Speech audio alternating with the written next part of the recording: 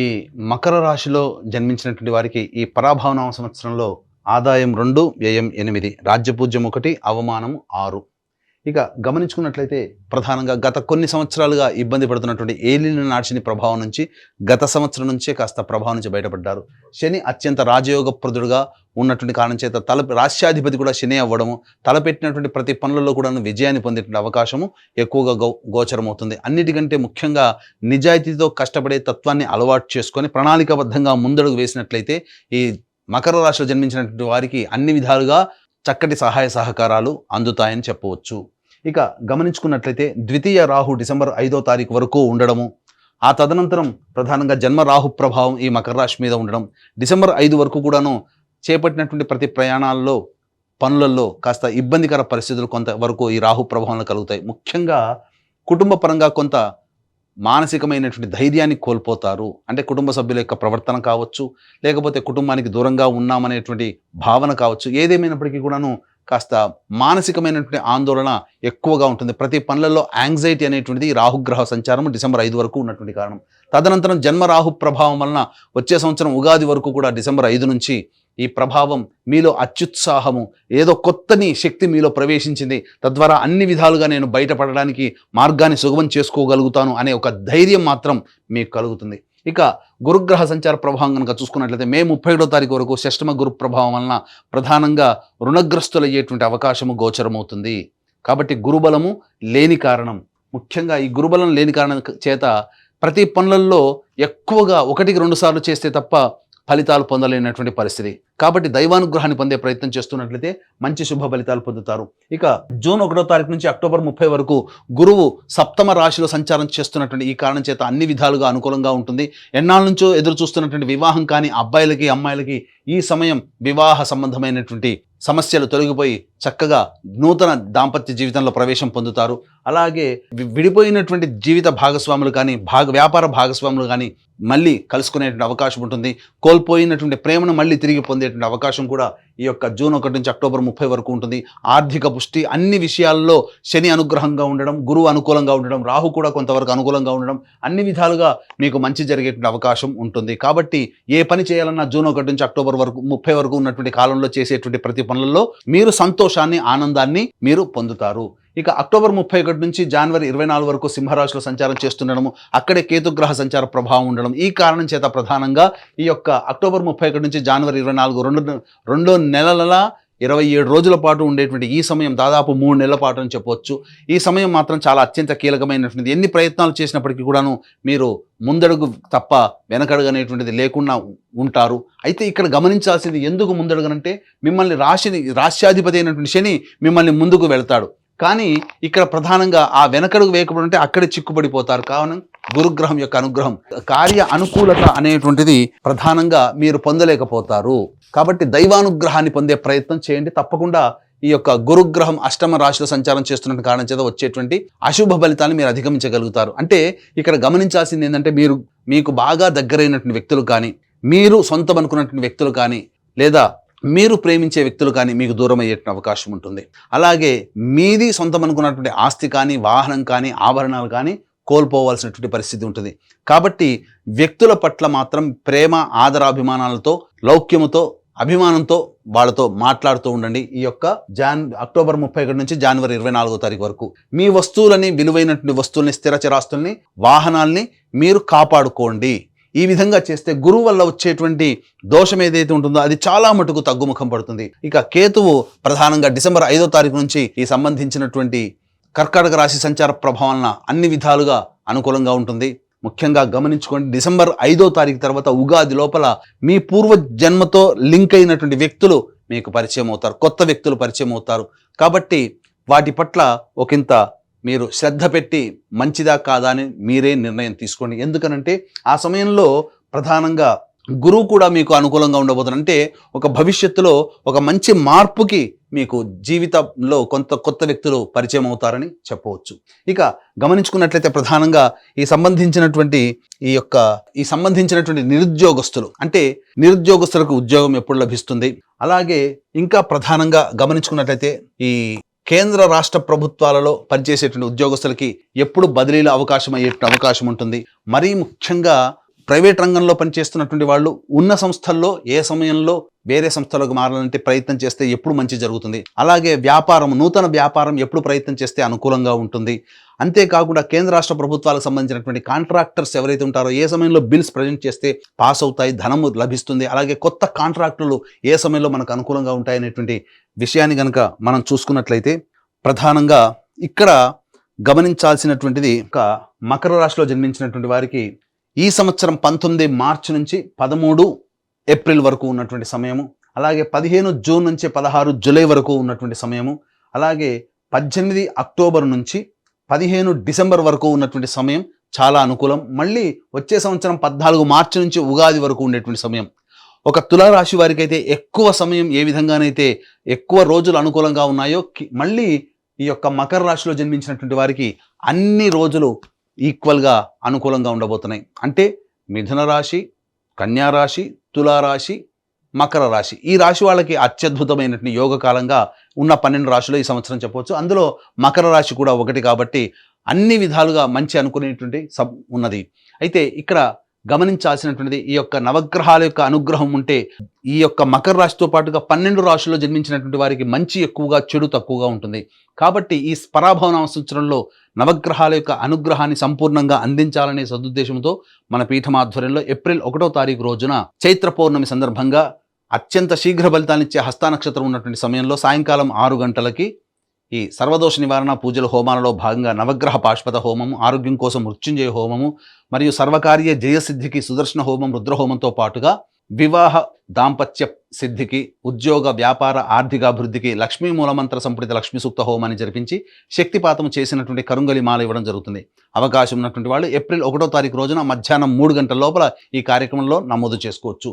ఇక గమనించుకున్నట్లయితే ప్రధానంగా 2 ఏప్రిల్ నుంచి 10 మే వరకు ఉన్నటువంటి సమయం ఈ మకర రాశి వారికి అత్యంత శుభమైనటువంటి సమయం.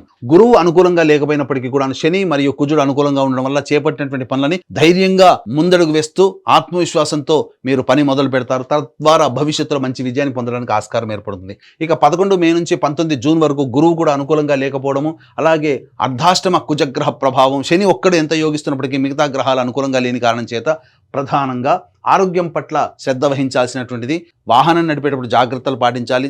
జీవిత భాగస్వామి, వ్యాపార భాగస్వాములతో ప్రేమగా అనుకూలంగా మాట్లాడే తత్వం ఉంటే కొన్ని ఇబ్బందుల నుంచి బయటపడవచ్చు అని చెప్పొచ్చు. అలాగే 20 జూన్ నుంచి 1 ఆగస్టు మధ్య ఉన్నటువంటి కాలం ఏదైతే ఉందో ఈ సమయం మాత్రం ప్రధానంగా మీ ఆరోగ్యం పట్ల శ్రద్ధ వహించాలి. జ్వర పీడితులయ్యేటువంటి అవకాశం ఉంటుంది. మళ్ళీ ఉద్యోగ సంబంధమైనటువంటి వ్యవహారాల్లో ఒడిదుడుకులు ఎదుర్కొంటారు. ఆర్థిక పరంగా నష్టాలు అనేటువంటివి కలుగుతాయి.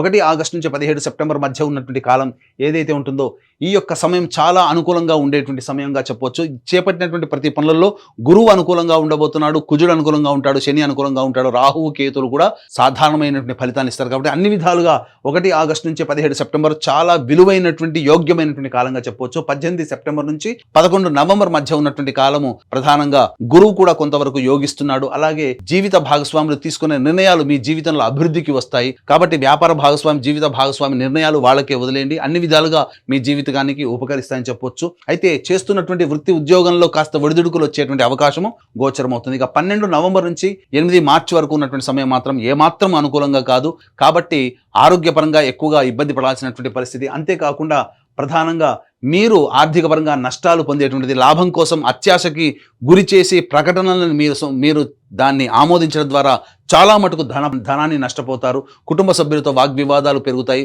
నచ్చిన వాళ్ళు, మెచ్చిన వాళ్ళ వల్ల ఎక్కువగా మీరు సమస్యలు కొని తెచ్చుకునే అవకాశం ఉంటుందని చెప్పవచ్చు. కాబట్టి అన్ని విధాలుగా ఈ 12 నవంబర్ నుంచి మళ్ళీ ఈ సంబంధించినటువంటి 12 నవంబర్ నుంచి ప్రధానంగా వచ్చే 8 ఆగస్టు వరకు కూడాను చాలా జాగ్రత్తలు పాటించాల్సినటువంటి పరిస్థితి అని చెప్పవచ్చు.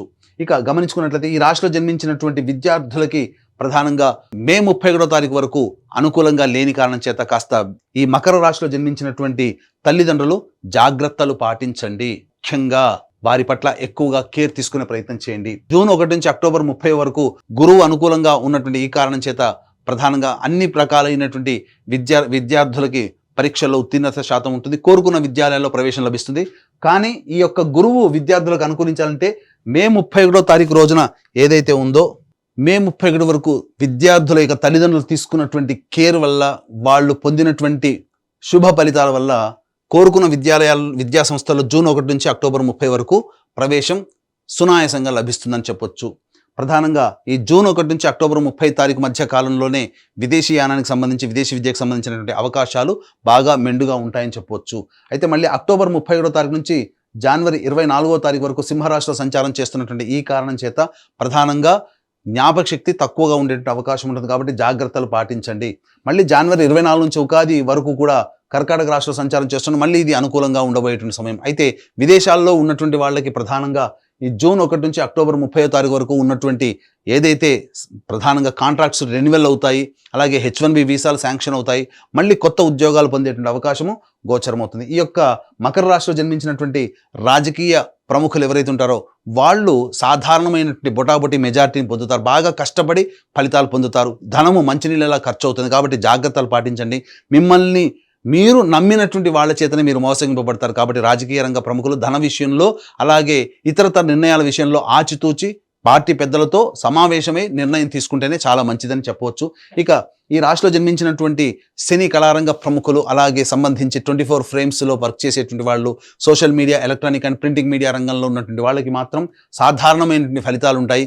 గొప్పగా ఆశించిన మేర ధనం అనేటువంటిది లభ్యం కాకపోవడం, కొన్ని పాత్రలు అన్నీ చక్కగా వచ్చి నోటిదాకా వచ్చి జారిపోతుంటాయి. కాబట్టి పాత్రలు ఎంచుకునే విషయం కావచ్చు, ఏదైనా సంస్థలో మంచిగా కొత్త ప్రాజెక్టులో చేరడం కావచ్చు, మీరు ఆచితూచే నిర్ణయం తీసుకోండి. తద్వారా మీకు భవిష్యత్తులో మంచి జరుగుతుంది. ఏది ఏమైనప్పటికీ కూడాను వచ్చే సంవత్సరం జనవరి 24 నుంచి ఉగాది వరకు ఉన్నటువంటి సమయం మాత్రం అత్యంత కీలకమైనటువంటి సమయం. ఈ సమయంలో మీరు అన్ని విధాలుగా మంచి ప్రజాదరణ చెందినటువంటి పాత్రల్ని పోషించడం, తద్వారా అవార్డులు రివార్డులు సొంతం చేసుకుంటారు. నమ్మి ఎదుటి వాళ్ళ ద్వారా మీరు ఈ యొక్క సంబంధించినటువంటి విషయంలో నటులు చాలా జాగ్రత్తగా ఉండండి, మోసపోయే అవకాశం ఉంటుంది. ఈ యొక్క మకర రాశిలో జన్మించినటువంటి రైతులు ఎవరైతే ఉంటారో మొదటి పంట సాధారణమైనటువంటి పంట, రెండో పంట మాత్రమే అన్ని విధాలుగా అనుకూలంగా ఉండబోతుంది. మంచి జరుగుతుంది. ఎక్కువగా శుభ ఫలితాలు అనేటువంటివి పొందుతారు. తద్వారా అధిక దిగుబడి అనేటువంటిది రాకపోయినప్పటికీ కూడాను మీరు పెట్టిన పెట్టుబడికి సాధారణమైనటువంటి లాభాలే ఉంటాయి. కౌలుదారులకి మాత్రం రుణ విముక్తులు అవుతారని చెప్పవచ్చు. ఇక ఈ రాశిలో జన్మించినటువంటి క్రీడారంగ ప్రముఖులు ఎవరైతే ఉంటారో వాళ్ళు తమ యొక్క సామర్థ్యానికంటే తక్కువగా పనిచేయడం వల్ల కొన్ని ఇబ్బందికర పరిస్థితులు అనేటువంటివి ఉంటాయి. కొత్తగా ప్రవేశించినటువంటి క్రీడాకారులు ఎవరైతే ఉంటారో వాళ్ళకి ప్రోత్సాహకాలు లభించగా సతమతమయ్యేటువంటి అవకాశం ఉంటుంది. ఏది ఏమైనప్పటికీ కూడాను వాళ్ళు చేసినటువంటి కృషి పట్టుదల డిసెంబర్ 5వ తారీఖు తర్వాత మిగతా గ్రహాలు అనుకూలంగా ఉన్నటువంటి కారణం చేత డిసెంబర్ 5 తర్వాతనే క్రీడాకారులు అత్యంత శుభ ఫలితాలు అనేటివి పొందుతారని చెప్పవచ్చు. ఇక ముఖ్యంగా గమనించుకున్నట్లయితే ఈ యొక్క రాశిలో జన్మించినటువంటి వారికి ప్రధానంగా జూన్ 1 నుంచి అక్టోబర్ 30 మధ్య కాలంలో వివాహ యోగ్యత స్త్రీ పురుషులకి ఉంటుంది. కొత్త జీవితంలో అడుగు పెడతారు.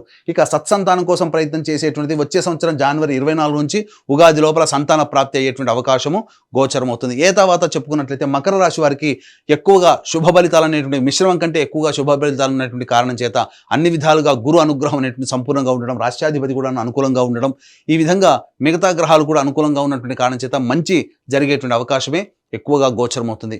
ఇక గమనించుకున్నట్లయితే ఈ యొక్క రాశిలో జన్మించినటువంటి స్త్రీలు ఎవరైతే ఉంటారో వాళ్ళు తమ కోరుకున్న చోట మంచి చక్కటి భవిష్యత్ అనేటువంటిది ఉంటుంది. జీవిత భాగస్వామితో వచ్చినటువంటి పొరపచ్చాలు చర్చల ద్వారా వాటిని ముగింపుకి నాంది పలుకుతారు. తద్వారా మళ్ళీ కోల్పోయిన ప్రేమను తిరిగి పొందేటువంటి అవకాశం ఉంటుంది. మీ మాటకు విలువ పెరుగుతుంది. కానీ మిమ్మల్ని ఉపయోగించుకొని సర్వీస్ తీసుకునే వాళ్ళే ఉంటారు తప్ప మళ్ళీ మీకు తిరిగి సహాయం చేసేటువంటి వాళ్ళు ఉంటారు. కాబట్టి మీ యొక్క సర్వీస్ విషయంలో జాగ్రత్తలు పాటించుకొని మీరు ఎదుటి వాళ్ళకి మీ సహాయ సహకారాలు అందించండి. ధన విషయంలో మాత్రం జాగ్రత్తలు పాటించాలి.